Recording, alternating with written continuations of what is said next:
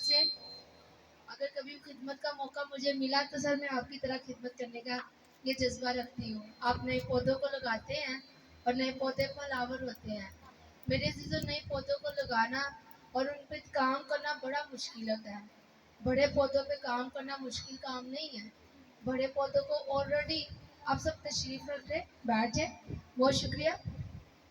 بڑے پودوں کے اوپر کام کرنا مشکل نہیں ہوتا، انہیں صرف تھوڑا سا گائیڈ کیا جاتا ہے اور بڑے پودے جو ہوتے ہیں وہ پھل لے کے آنے والے بن جاتے ہیں.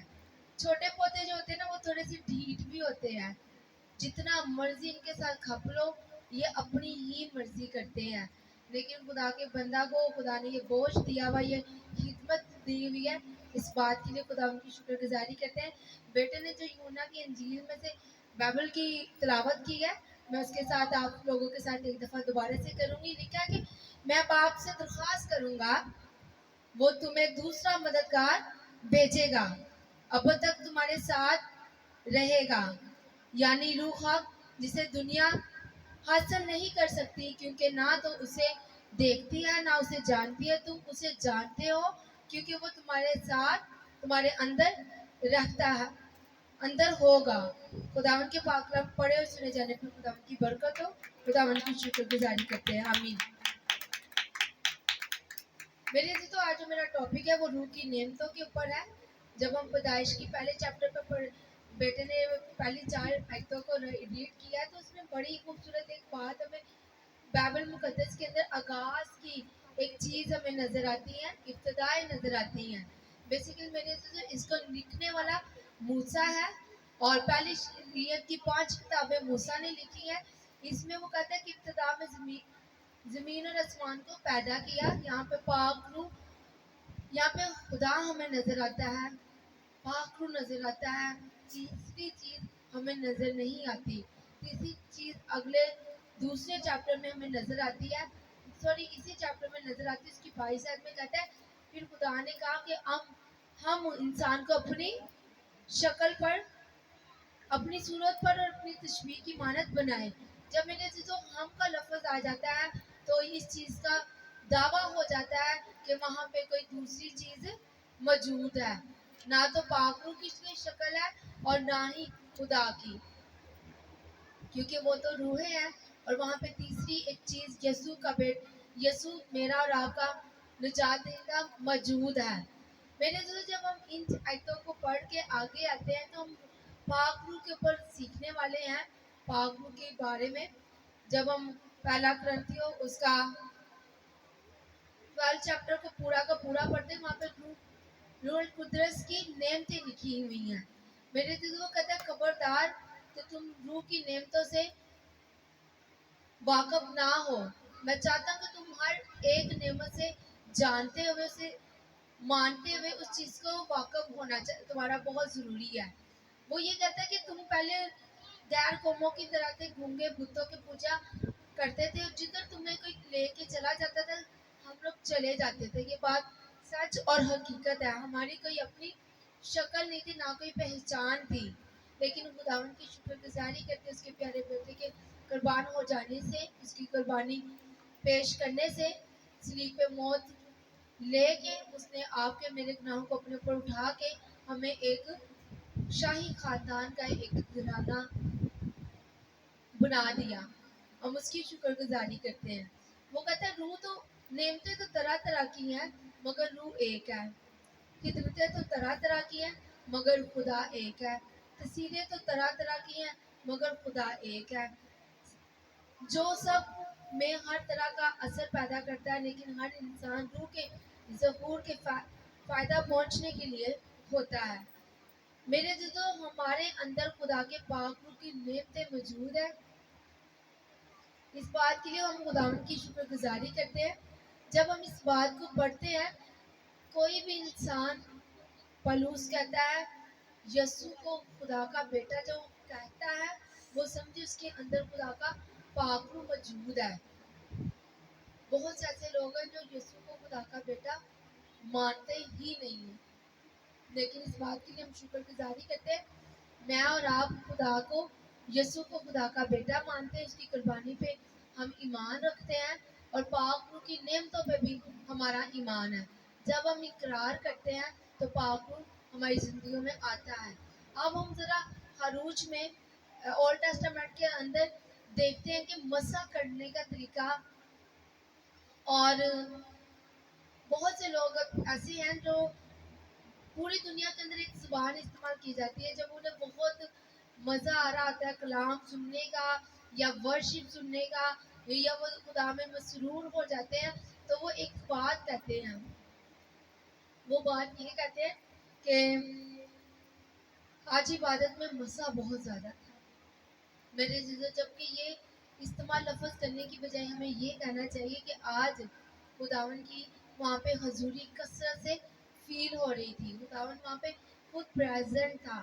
جب ہم ایسا کہتے ہیں تو یہ لفظ صحیح استعمال ہونے کی جگہ پہ فٹ استعمال ہوتا ہے. جب ہم مسا کو کہتے ہیں کہ مسا حروج کی کتاب اس کا 30 باب میں اور اس کی 22 آیت میں خداون موسیٰ سے کہتا ہے کہ تم مسا کا تیل تیار کرنا.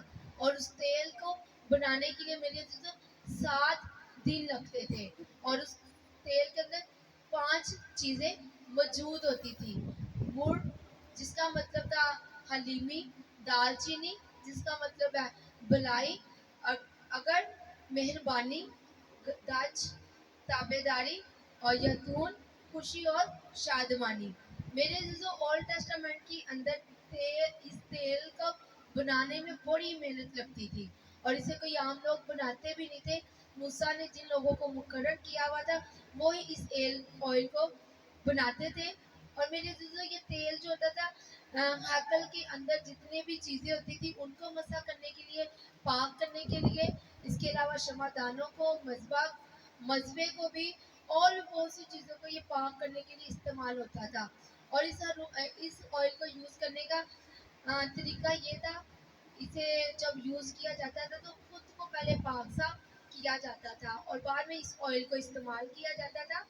ہارون کو بھی جب موسیٰ نے مسح کیا تو یہی آئل استعمال کیا، اور جب ہارون نے اپنے بیٹوں کو مسح کیا تب بھی اس نے یہی آئل استعمال کیا.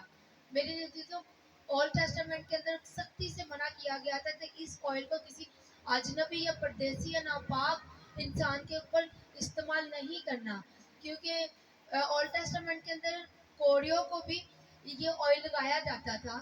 ان کو بھی جب پاک صاف کیا جاتا تھا کیونکہ ناپاکی کی حالت میں آپ عبادت میں نہیں آ سکتے، اس لیے آئل سے آپ کو مسح کیا جاتا تھا، آپ کو پاک صاف کیا جاتا تھا. لیکن میرے عزیزو آج خداوند کی شکر گزاری کرتے ہیں آپ اور میں بڑے ہی پاک صاف ہیں.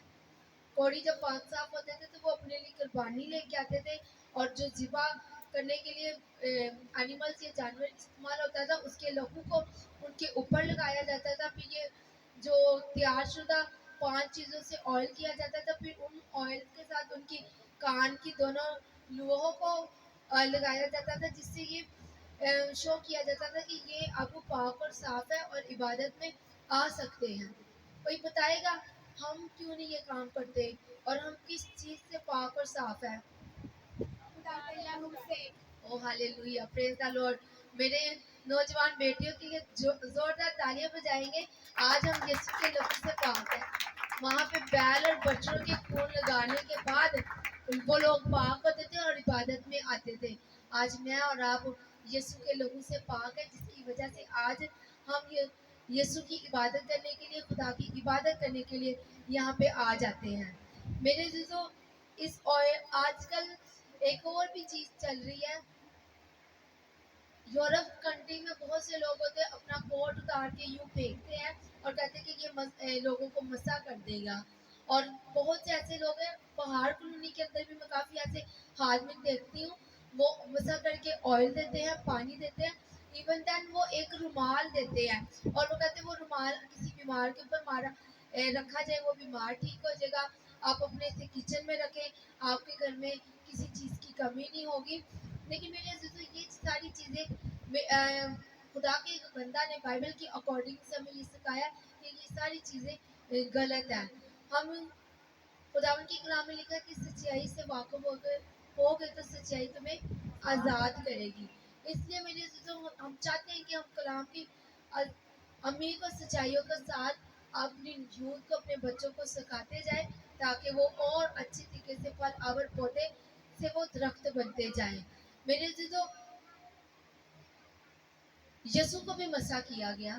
اولڈ ٹیسٹامنٹ کے اندر یسایہ کی نبی صحیفہ میں لکھا ہے کہ اسے مسح کیا گیا. اور مسح جب اسے کیا گیا تو میرے عزیزو وہ کہتا ہے کہ خدا کا روح مجھ پہ تھا. میرے عزیزو، آج جب خدا کا بندہ یا خدا کے خادمین لوگوں کو چنتے ہیں، لوگوں کو مقرر کرتے ہیں خدمت کے لیے، تو وہ جسٹ ہاتھ رکھ کے دعا کر رہے ہوتے ہیں. لیکن جب وہ دعا کر رہے ہوتے ہیں تو انہیں ایک چیز اور مسح کر رہی ہوتی ہے، وہ ہے پاک روح. پاک روح میرے عزیزو آپ اور مجھے مسح کرتا ہے. جب پاک روح ہمیں مسح کرتا ہے تو پھر وہ ہم پہ اپنی اسٹیمپ مور لگا دیتا ہے. شاید اس پہ میں نے پہلے بھی کبھی بتایا ہو کہ ہم پہ پاک روح کی مہر لگ گئی ہے. جب ہم مقرر ہو جاتے ہیں تو وہ اسٹیمپ ہم پہ لگ جاتی ہے. یاد رکھیے گا، جن چیزوں کے اوپر اسٹیمپ لگ جاتی ہے وہ چیزیں عام نہیں بلکہ خاص و خاص ہو جاتی ہیں. پھر اس کی ایک بڑی خوبصورت ایگزامپل ہم سنتے ہیں کہ یورپ کے اندر ریڈ پاسپورٹ مل جاتا ہے تو اس کا مطلب یہ تھا کہ آپ پوری کنٹری میں، پوری دنیا میں گھوم سکتے ہیں. اس ریڈ پاسپورٹ کی اتنی ویلیو ہے. گرین کی اتنی ویلیو نہیں ہے، ریڈ کی بڑی پاسپورٹ کی ویلیو ہے. لوگ اسے حاصل کرنے کے لیے بڑی جدوجہد کرتے ہیں، فاسٹنگ بھی کرتے ہیں، روزوں میں بھی ڈرتے ہیں، دعائیں بھی کرتے ہیں اور بہت سے اور بھی طرح طرح کے کام کرتے ہیں. لیکن میری خوشی اس بات کی ہے، آپ پہ اور میرے پہ پاک روح کی مہر لگی ہے. ہم عام شہری نہیں ہیں، ہم ابدی زندگی میں آسمانوں پہ جانے والے ہیں اور اب ہم اس شہر کے باشندے ہیں اور ہمارے پاس وہاں پہ ہر چیز موجود ہوگی. جیسے ریڈ پاسپورٹ کو ہر طرح کی سہولت دی جاتی ہے، اسی طرح جن کے اوپر پاک روح کی اسٹیمپ ہے انہیں بھی ہر طرح کی میرے عزیزو سہولت دی جائے گی. میرے عزیزو، جب ہم دیکھتے ہیں اور آگے جاتے تو یسوع کے اوپر خدا کا روح ہوتا ہے اور یسوع نے تو نہیں کبھی بھی کہا کہ میرے اندر سے مسح نکلا. ایک لیڈی نیو ٹیسٹامنٹ کے اندر سے چھوتی ہے جس کا 12 سال سے خون جاری تھا، وہ شفا پا جاتی ہے اور کہتی ہے وہ نہیں کچھ کہتی، لیکن یسوع کہتا ہے کہ میرے اندر سے مسح نکلا ہے، قوت. ہاں، وہ کہتا ہے میرے اندر سے قوت نکلی ہے. اسی طرح پلوس بھی، پترس بھی جب وہ گزرتا تھا تو اس سے بھی فیل ہوتا تھا کہ میرے اندر سے کوئی چیز، کوئی قوت نکل رہی ہے. پلوس نے بھی اس چیز کا اظہار کیا ہے. وہ چلتے جاتے تھے تو ان کے پرچھاویں سے، ان کے سائے سے، شیڈو سے کیا ہوتا تھا، لوگ شفا پا جاتے تھے. میرے عزیزو، اسی طرح یسوع نے جب کہا ہے کہ ہم آپ کو جو 5 چیزیں، میں نے 5 چیزوں کا مطلب بتایا، مڑ کا میں نے مطلب بتایا حلیم. اب ہم دیکھیں گے کہ یسوع کے اندر حلیمی کیسے آتی ہے. اس نے کہا کہ اے محنت اٹھانے والوں اور بوجھ کے دبے ہوئے لوگوں، سب میرے پاس آؤ کیونکہ میں تم کو آرام دوں گا. میرا جوا ملائم اور ہلکا ہے، اس کو اٹھا لو. یہ متی کی انجیل میں لکھا ہے. میرے دوستوں، یہ پہلی خداوند کے اندر ہم خوبی حلیمی کی دیکھتے ہیں. خداوند بہت ہی حلیم تھا. یاد رکھیے گا کہ اس فانی دنیا میں رہتے ہوئے آپ کو دو جوئے ہیں. ان 2 جوؤں میں سے ایک جوا آپ کو اٹھانا ہی اٹھانا ہے. کوئی بتائے گا 2 جوئے کون کون سے ہیں؟ اس دنیا میں رہتے ہوئے 2 جوئے موجود ہے اور 2 جوؤں میں سے ایک جوا آپ کو اٹھانا ہی اٹھانا ہے. ایک تو یسوع نے خود کہہ دیا نا، میرا جوا ملائم ہے. تو دوسرا جوا کس کا ہے؟ ہاں تو اونچا بولا کرے، ڈرتے کیوں ہیں؟ میں نے کون سا کوئی ڈنڈا پکڑا ہوا ہے تو جو نہیں. ہاں، اب پیچھے سے بھی کسی بھائی نے، بیٹے نے نام لیا جی. بالکل دوسرا جوا ہے جو ابلیس کا ہے. آپ کو ان دونوں جوا میں سے ایک جوا ضرور اٹھانا پڑے گا. اب دونوں جوا میں فرق کیا ہے؟ ابلیس تو کے بعد ہے، وہ شروع میں آپ کا ساتھ دے گا لیکن آخر میں وہ آپ کا ساتھ چھوڑ دے گا. یسوع جوے میں آپ کے ساتھ ہمیشہ رہے گا. جوا جو ہوتا ہے وہ 2 طرح کے بیل ہوتے ہیں، ان کے گلے کے اوپر ایک بھاری چیز ڈالی جاتی ہے. ایک جوئے کے بیل آگے ہوتا ہے اور ایک جوئے والا بیل پیچھے ہوتا ہے. جو آگے والا بیل ہوتا ہے اس پہ بوجھ زیادہ ہوتا ہے، جو پیچھے والا بیل ہوتا ہے اس پہ بوجھ कम होता है। जब हमारे साथ हम जब अबलीस का जुआ लेते हैं तो अबलीस पता क्या करता है, वो आगे होता है या पीछे होता है? नहीं, मैंने कहा कि दो तरह के बैल होते हैं, अगले बैल पे ज्यादा वेट है, वजन है, और पीछे वाले बैल के ऊपर वेट और वजन कम है। यसु कौन सा चले बताएं, यसु कौन सा जुआ लेता है? पहला वाला। यसु आगे वाली बैल की शक्ल में आते हैं, वो आपका सारा का सारा वजन उठा लेता है, और वो पीछे वाला जो हम मैं और जो आप होते हैं ना, उससे उसके ऊपर इतना वजन नहीं होता। अबलीस पता क्या करता है, चंद कदमों के लिए वो पहले शुरू में ही, जैसे बेटी ने कहा, शुरू का वजन उठाता है, शुरू का वजन उठाने के बाद वो पीछे आ जाता है, और पीछे वाला वजन इतना ज्यादा नहीं होता, और फिर झूठों का बाप जो होता है वो पीछे से भी निकल जाता है, पीछे से भी वो निकल जाता है। यीशु हमेशा हमारे आगे रहता है, हमारी फ्रंट सीट पे रहता है, वो हमारा जुआ उठाए रखता है, क्योंकि वो हलीम और दिल का फ्रोतन है। वो कहता है मेरा जुआ उठा लो, मेरा जुआ मुलायम है। उसका वाकई में जुआ मुलायम है। हमें दुनिया में रहते हुए यीशु का जुआ उठाना चाहिए, वो कभी भी नहीं हमें छोड़ता। खुदावंद के कलाम में लिखा है, दुनिया का हर रिश्ता तुम्हें छोड़ जाएगा, लेकिन मैं तुम्हें कभी नहीं छोड़ूंगा, कभी भी तुम्हें अकेले नहीं रहने दूंगा। ये बात सच और हकीकत है।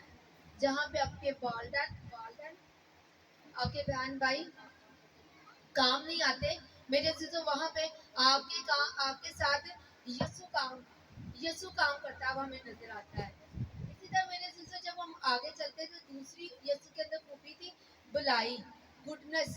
वो कहते हैं यीशु शहर शहर गांव गांव जाके उसने क्या किया, बहुत से लोगों को छुड़ाया, बचाया, आजाद किया, उनको शिफा दी, और उनके साथ साथ वो चलता रहा। ये भलाई होती है, जो यीशु जैसे लोग होते हैं उनके अंदर ये खूबी पाई जाती है। याद रखिएगा, जब मैं ये खूबियाँ बयान कर रही हूँ तो आपने नोट करना है कि ये खूबियाँ, ये क्वालिटी हमारे अंदर है, क्योंकि पाप को जिनको मसा करता है उनके अंदर ये चीज़ें, ये खूबियाँ ज़रूर होनी चाहिए।